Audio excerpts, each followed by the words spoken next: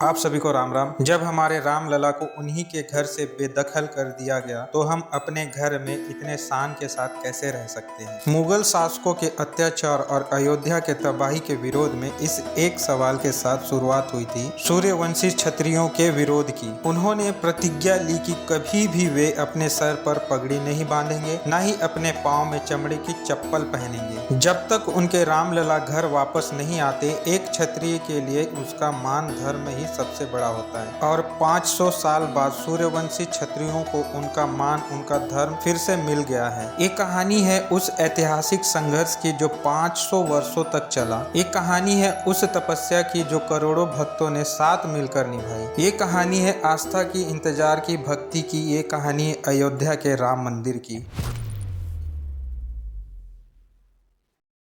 वाल्मीकि रामायण में अयोध्या नगरी के बारे में विस्तार से बताया गया है। एक ऐसी नगरी जिसे स्वयं मनु ने बनाया, जिसमें रची गई एक ऐसी कहानी जो सदियों तक धर्म, अर्थ और कर्म की सीख देगी। भागवत पुराण, विष्णु पुराण, स्कंदन पुराण, महाभारत, ऐसे कई ग्रंथों में अयोध्या नगरी के उल्लेख हैं। माना जाता है कि अयोध्या का नाम अयोध्या से बना है, जिसका मतलब है एक ऐसी नगरी जिसे कोई योद्धा जीत नहीं सकता, एक ऐसी नगरी जहाँ कोई युद्ध नहीं हो सकता। बड़ी सड़कें, चौकोर आकार में बने हुए घर, आलीशान महल, सुंदर और शुद्ध नदियां जिनका पानी पिया भी जा सकता था, सुनहरे रथ, मंदिर और सदैव उत्साह और उत्सव का माहौल। अयोध्या नगरी को स्वर्ग के समान देखा जाता था। धन और नगीनों से भरी हुई माँ लक्ष्मी की नगरी, जहाँ गेहूं, चावल, फूलों की मालाओं जैसे कई चीजें मिला करती थी और दूसरे राज्यों के व्यापारी अपनी कीमती चीजें लेकर इन्हें खरीदने आते थे। यहाँ एक से एक कारीगर,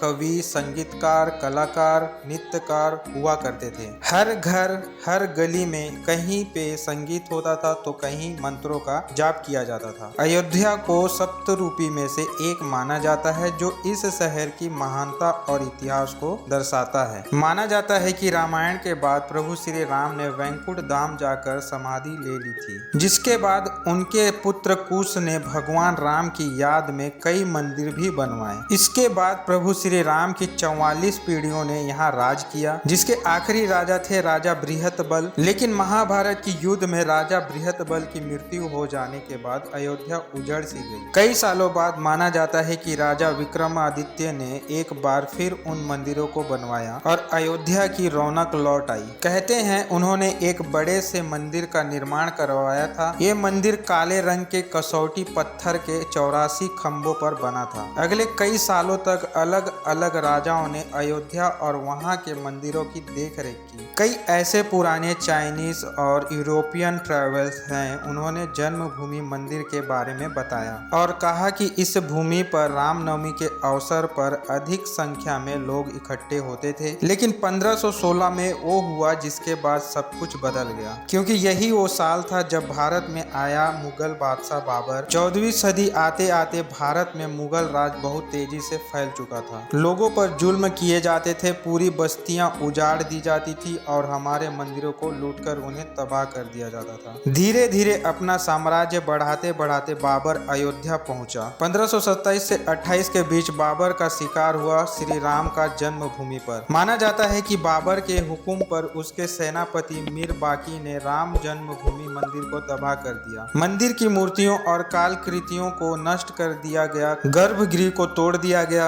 1611 के आसपास एक इंग्लिश ट्रैवलर विलियम फिंच जब अयोध्या आए, तब उन्होंने अपनी डायरी में लिखा कि शहर में एक बड़ा सा किला हुआ करता था जिसे हिंदू लोग पूजा करते थे। उन्होंने लिखा कि इस किले के टूटे बिखरे अवशेषों पर कई ब्राह्मण पूजा कर रहे थे और जल्द ही उस जगह पर एक मस्जिद बनाई गई। इतिहासकार बताते हैं कि मस्जिद का निर्माण मंदिर के अवशेषों पर ही किया गया था। मंदिर की पुरानी मूर्तियां, स्तंभ और भी कई चीजों की नींव पर खड़ी हुई बाबरी मस्जिद। और यहीं से शुरू हुआ ऐसा तनाव का माहौल जिसने पूरे देश को हिलाकर रख दिया। 1853 में अयोध्या में धार्मिक लड़ाइयां शुरू हो गई, जिसका कारण था राम जन्मभूमि और बाबरी मस्जिद का विवाद। धीरे धीरे ये लड़ाइयां इतनी बढ़ गई कि आए दिन वहां दंगे होने लगे और फिर 1859 में उस समय की ब्रिटिश सरकार ने इस जगह को एक फेंस लगाकर बांट दिया। अब राम जी की पूजा मंदिर के बाहर बने एक चबूतरे पर होने लगी। सदियों तक ऐसा ही चलता रहा। मस्जिद के अंदर नमाज पढ़ी जाती थी और बाहर प्रभु श्री राम की पूजा की जाती थी।